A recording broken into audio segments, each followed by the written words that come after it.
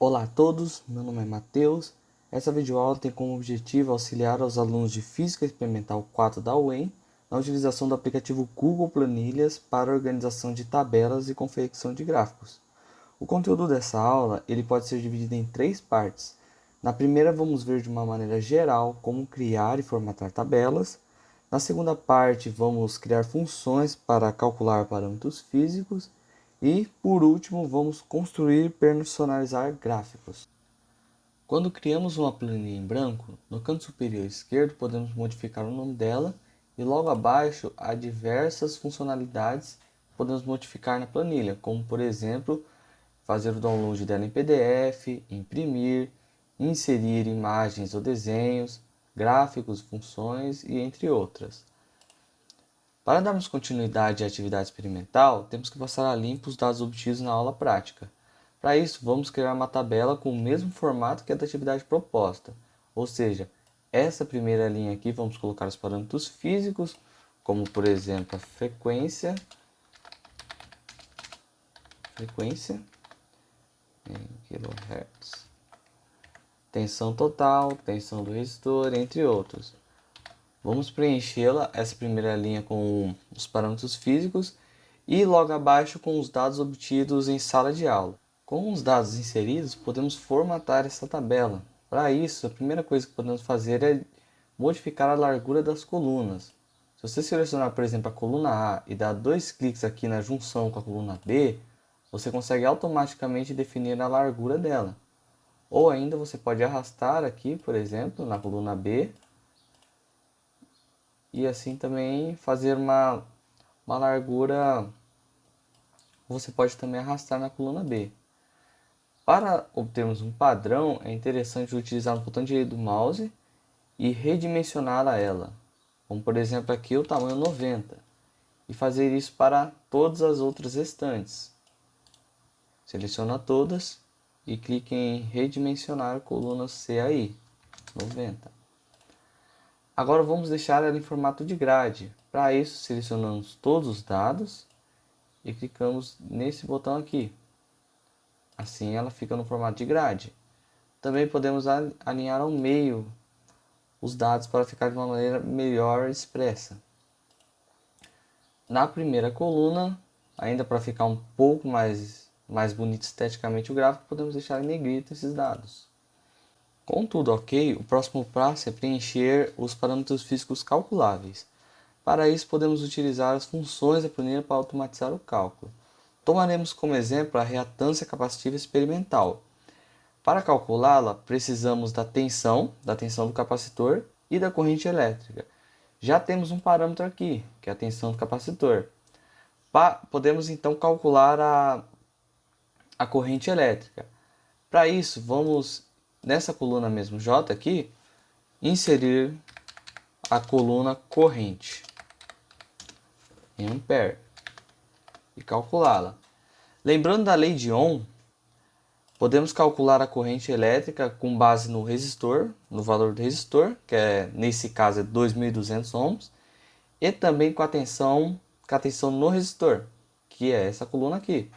Então, só formatando aqui rapidamente para ficar igual às outras, selecionamos aqui e aqui fica em negrito. E toda essa coluna ao meio. Para inserirmos uma função, colocamos o sinal igual e selecionamos a linha que devemos calcular. No caso, pela lei de Ohm, temos que a corrente elétrica é igual à tensão do resistor dividido pela sua resistência.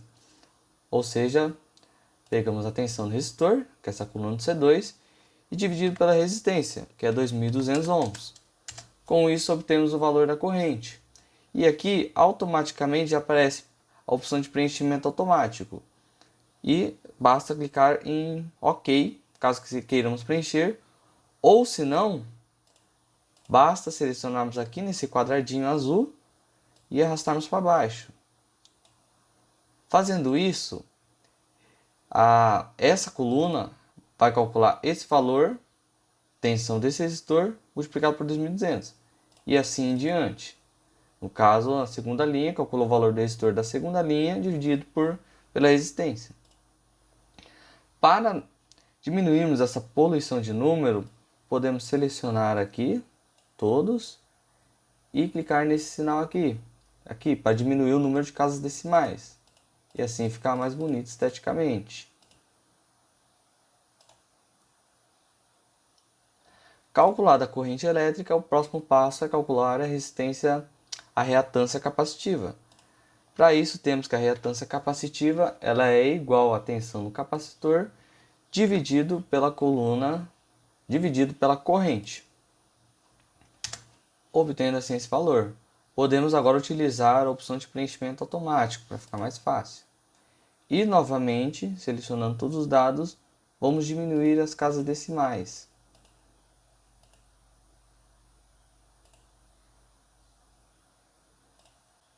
Podemos também fazer cálculos mais elaborados, como por exemplo da reatância capacitiva teórica, que é o produto da frequência, capacitância, multiplicado por 2π, sendo tudo isso elevado a menos 1.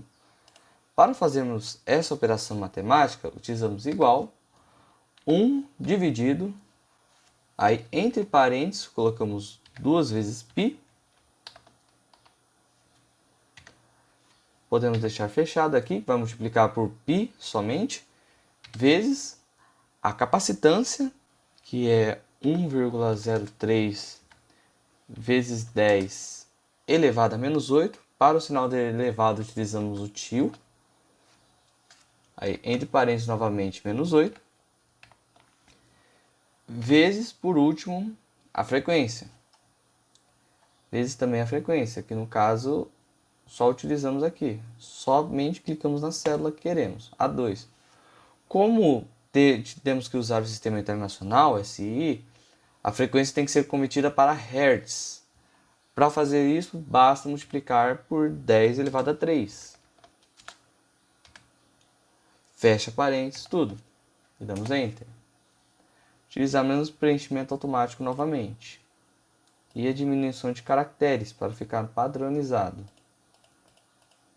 A função, no caso para calcular a impedância, podemos utilizar a função raiz. Para isso, basta utilizarmos igual raiz.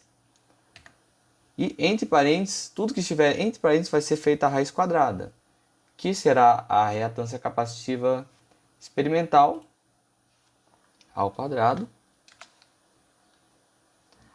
mais a resistência ao quadrado, 2200.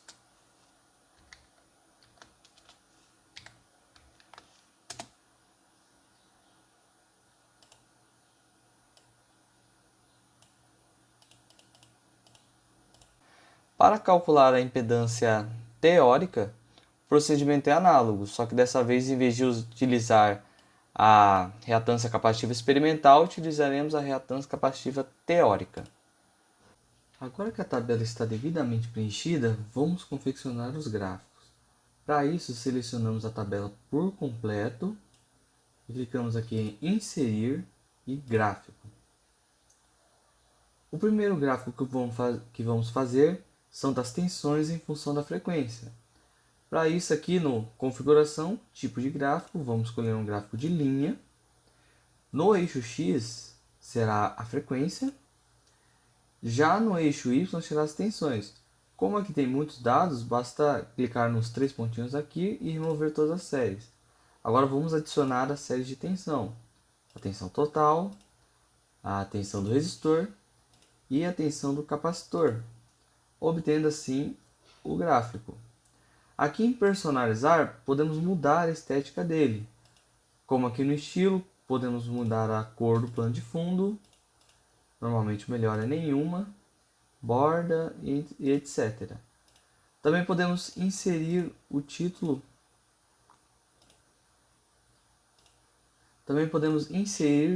Tanto do gráfico quanto dos eixos. Por exemplo, o título do gráfico pode ser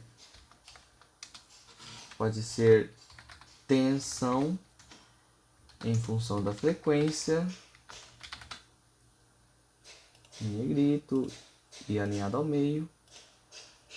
No título do eixo horizontal seria a frequência.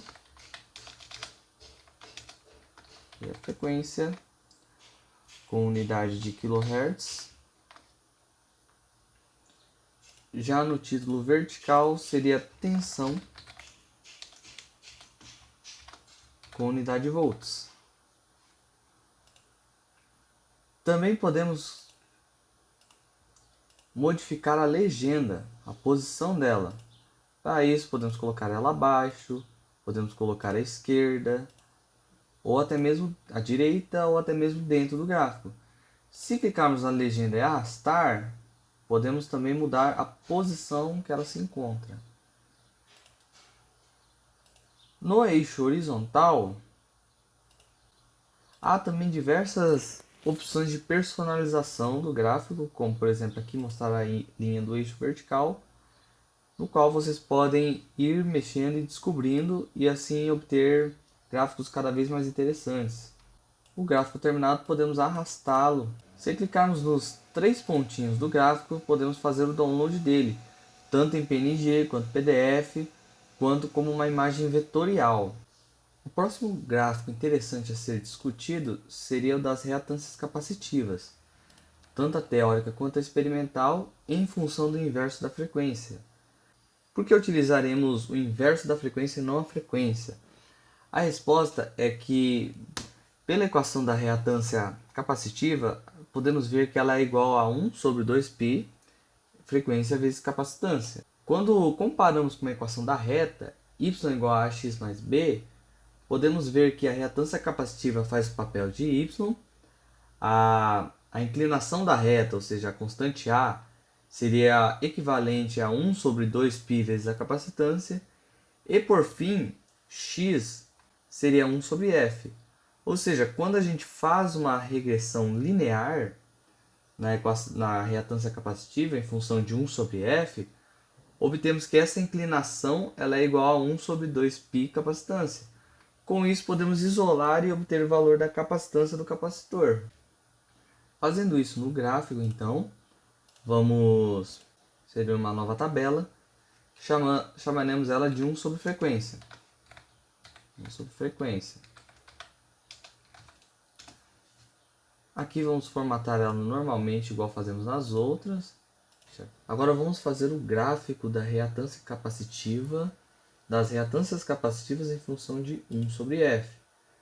Para isso, basta selecionar todos os gráficos, clicar em inserir, gráfico, tipo de gráfico, gráfico de linha, eixo X, o eixo de 1 sobre frequência, séries, vamos colocar a reatância capacitiva experimental e a reatância capacitiva teórica.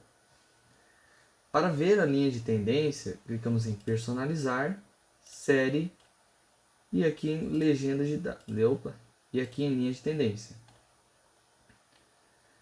Como pode ver, assim, não mudou quase nada. Se não aparecer, ou se aparecer isso aqui, ó, linha de tendência para XC, experimental e teórico, como queremos ver o valor da inclinação de reta, clicamos em marcador e utilizar a equação. Daqui vemos que a inclinação da reatância capacitiva experimental é 1,55 vezes 10 elevado a 7 e da teórica é 1,59 vezes 10 elevado a 7. Substituindo isso na equação que obtemos lá atrás, obtemos que a capacitância teórica é 1 vezes 10 elevado a menos 8 Faraday ou 10 nanofarads e a capacitância experimental foi 1,03 vezes 10 elevado a menos 8 Faraday ou 10,3 nanofaraday. Com isso terminamos o nosso tutorial, lembrando que aqui com esse gráfico podemos personalizar e colocar título, legenda no eixo horizontal e vertical para ficar parecido com a tensão e frequência.